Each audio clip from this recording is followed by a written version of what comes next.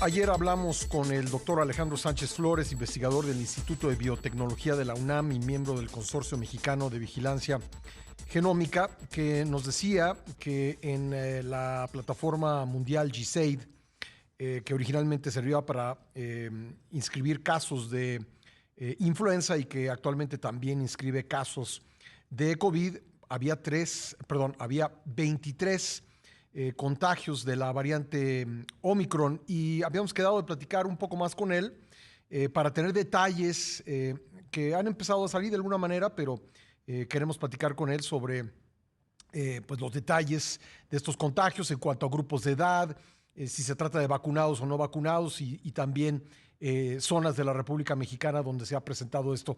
Nuevamente, doctor, le agradezco que nos tome la llamada. Pascal, muy buenos días. Muchas gracias a ti y a todo el auditorio por estarme escuchando. Bueno, creo que por ahí surgió esta mañana una dudita de si eran 23 o eran 25. ¿Cuántos son? Sí, son 25. De hecho, ayer que terminamos de llamar, Sí. te dije que tenía que revisar todas las fichas técnicas de los casos Ajá. y justo hicieron un depósito el día de ayer de otras 2 secuencias más. Entonces, en total, al día de ayer teníamos 25 secuencias de genomas de SARS-CoV-2 en el país, y te voy a dar algunos datos así, ¿no? Más Por o menos favor. para ver cómo se distribuyen. Pues bueno, de estos 25 datos tenemos que son 15 casos de hombres, 10 de mujeres. Más o menos las distribuciones de edades es de 13 casos de 65 años o más, Ujú. 3 casos de entre 50 y 64 años, 2 casos de entre 40 y 49, 3 casos entre 30 y 39, 2 casos de entre 20 y 29, y lo más sorprendente, o bueno, para mí fue sorprendente, 2 infantes de 5 y 1 años. Los lugares donde se han detectado estos casos son la Ciudad de México con 16 casos, Estado de México con 6 y Tamaulipas con 3 casos.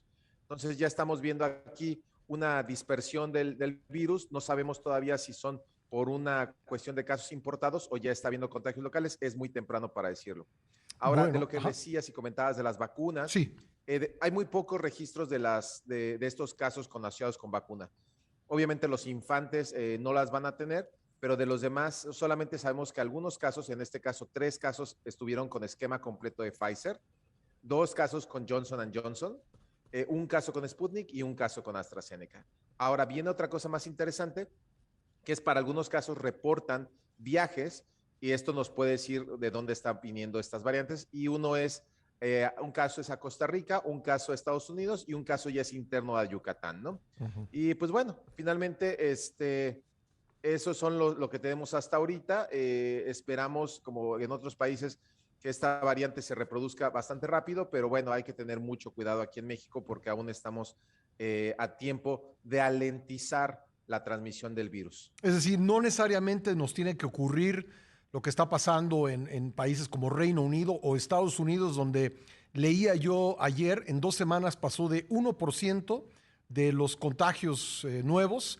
a casi 74%. No necesariamente nos tiene que pasar eso, doctor. Pues sería un milagro navideño si no nos pasara, Sí. y esto sería solamente si la gente entra en conciencia.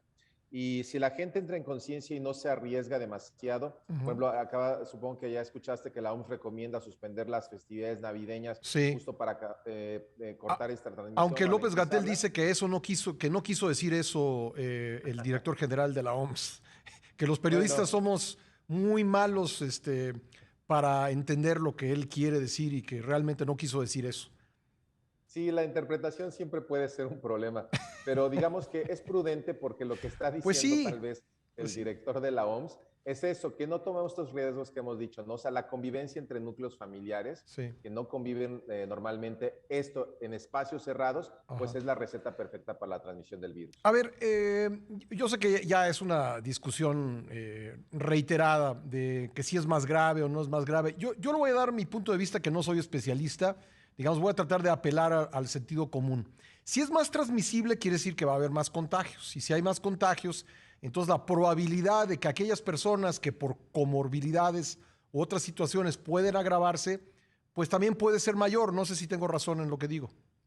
Es correcto. De hecho, hay unas ecuaciones en epidemiología donde tú puedes sustituir las variables de transmisibilidad y de severidad del virus. Y si una variante fuera 50% más transmisible, causa mucho más defunciones que si fuera 50% más severa. Entonces, siempre la transmisión, como bien lo indicas, está asociada a la mortalidad. ¿Por qué? Porque, como dices, la probabilidad de encontrar más casos que puedan comportarse de una manera severa o que puedan tener desenlaces mortales, pues es mayor. Entonces, la gente tiene que tomar esto en cuenta, ¿no? Esto es prácticamente una ruleta rusa. Sí. Aún no sabemos mucho del virus, no sabemos de su comportamiento. Hay estudios que dan optimismo, pero optimista no significa ser descuidado, Sí. donde se ve que en experimentos todavía en tubos de ensayo, se ve que la variante infecta más eficientemente el tracto respiratorio alto en comparación de pulmones u otros órganos. Entonces, esto de alguna manera es una buena noticia porque el virus ya no estaría afectando de manera multisistémica al cuerpo humano, pero de todas maneras son resultados preliminares. La población mexicana hay que recordar que tiene muchos problemas, dentro de los cuales todos estos problemas son factores de riesgo para un desenlace mortal de COVID, y estos son hipertensión, obesidad, diabetes, entre otros. Pero me quedo con este dato que honestamente yo no lo había escuchado. El que sea 50% más transmisible es peor a que sea 50% más severo.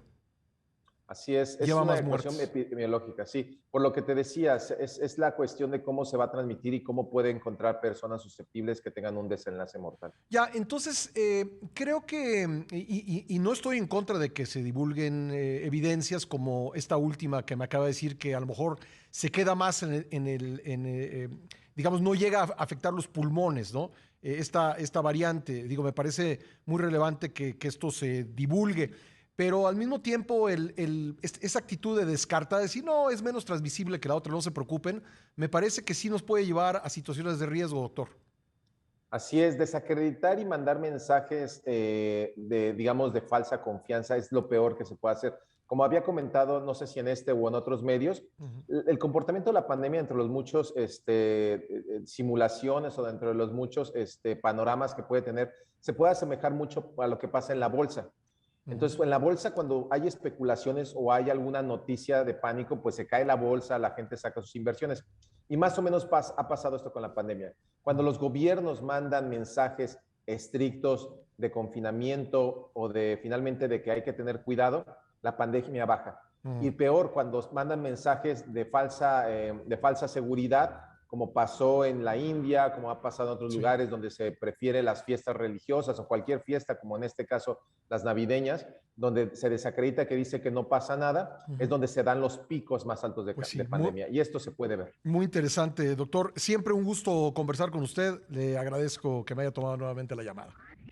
Pascal, un gusto contigo, es estar contigo y pues, un saludo a todo el auditorio. Muchas gracias. Cuídense. El doctor Alejandro Sánchez Flores, investigador del Instituto de Biotecnología de la UNAM y miembro del Consorcio Mexicano de Vigilancia Genómica. Vamos a una pausa y regresamos con más.